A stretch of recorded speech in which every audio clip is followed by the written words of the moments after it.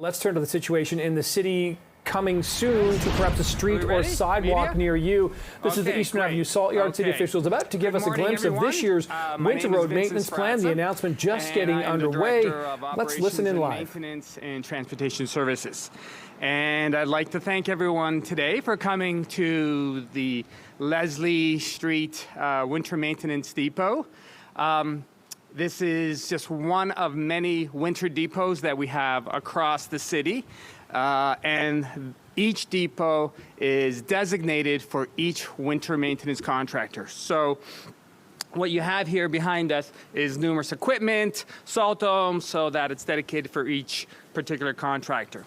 But before we get started with today's events, I would like to acknowledge that we are on the traditional territory of many nations, including the Mississaugas of the Credit, the Anishinaabe, the Chippewa, the Haudenosaunee, and the Wendat peoples, and is now home to many diverse First Nations, Inuit, and Métis peoples. The city also acknowledges that Toronto is covered by Treaty 13, signed with the Mississaugas of the Credit, and the Williams Treaties, signed with multiple Mississaugas and Chippewa bands. So, it is a beautiful day. And one may not be thinking of winter on a day where it's 22 degrees, but one thing is certain, and that is it will be snowing soon in Toronto. And so we are here today to talk about our winter response plan. But in addition to winter maintenance, I also just want to recognize that to my left, we have here examples of some old and very old water mains, as well as some newly relined ones as well. So with us today is Deputy Mayor Jennifer McKelvey, the Chair of Infrastructure and Environment Committee, and Barbara Gray, General Manager of Transportation Services. Also joining us today from Toronto Water is Bill Shea, the Director of Distribution and Collection, and he's also here to answer any questions with respect to frozen pipes. So I would like to invite now Deputy Mayor Jennifer McKelvey to speak. Deputy Mayor.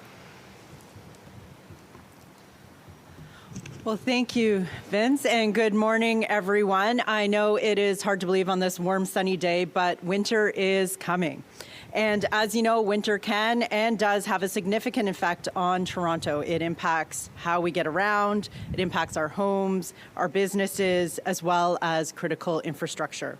And while it can be challenging, the City of Toronto has a comprehensive and highly coordinated snow and ice response plan that prioritizes the safety and movement of residents and visitors above all else. For 2024, approximately $140 million was budgeted for winter maintenance operations, while $160 million will be proposed for the 2025 budget to ensure that our roads, sidewalks, and bikeways are clear and safe. These funds will be used strategically and smartly to help everyone move safely using the travel methods they prefer. This winter season, city crews will be out clearing ice and snow from more than 14,700 lane kilometers of roads, 7,900 kilometers of sidewalks, that's approximately the distance from here to Vancouver, and 487 kilometers of cycling infrastructure. This is a huge task that will be completed by a fleet of more than 1,400 pieces of snow clearing equipment that is already being delivered to yards, just like this one, across the city so that they can be deployed as fast as possible when we need them. But winter readiness begins well before the snow starts. Staff are already tracking the weather forecasts and personnel are preparing streets for the snow that is to come. This preparation includes street sweeping, road resurfacing projects, vehicle and equipment maintenance, replenishing the salt supplies, and filling potholes. In fact, more than 240,000 potholes have been filled already this year, and that number goes up every single day. Winter preparation also includes maintaining the critical infrastructure that we cannot see, like water mains and pipes below the surface.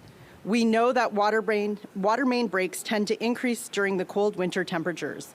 And we now see an average of around 700 water main breaks annually, with many of them occurring in the winter months between November and March. City crews monitor for these breaks, And when a break happens, they will fix them quickly and restore water service as soon as possible to affected residents and businesses. To help prevent them from breaking in the first place, the city upgrades hundreds of kilometers of water mains every single year. This ongoing effort is working as we see the number of water main breaks steadily declining year over year over the past decade. And this is a result of capital investment in replacement and rehabilitation of pipes. The city is investing more than $188 million per year to improve water main distribution systems. This includes replacement of approximately 30 to 40 kilometers of water mains and relining rehabilitation of more than 100 kilometers of water mains each year. Replacing these aging pipes and making emergency fixes when a water main breaks causes traffic disruption, but it is critical work that must be done. Another issue that can arise when temperatures drop is the water pipes that can freeze and cause damage. I encourage residents to act now to prevent frozen pipes. You can wrap foam around pipes to insulate them. You can add weather strips to doors and windows, unscrew outside hoses, turn off water supplies, and let the taps drain. I'd like to thank all the city workers who maintain our critical water infrastructure in frigid temperatures and help homeowners whose pipes may have frozen. And I also want to thank all the staff and workers who maintain our streets by driving the snow clearing equipment, often in hazardous conditions, to help keep us moving. And finally, I want to thank all Toronto residents in advance. All right, that is Vince Ferrazza from the city and Deputy Mayor Jennifer McKelvey giving us an update on the city's plan to winterize the road in terms of maintenance and also telling residents how they can kind of protect and winterize their pipes at home. Yeah, so hard to imagine on a day where it's 18, potentially going to a record high of 22. We're talking about this, but we know the winter weather is on the way. Good to see the city is prepared for what's to come.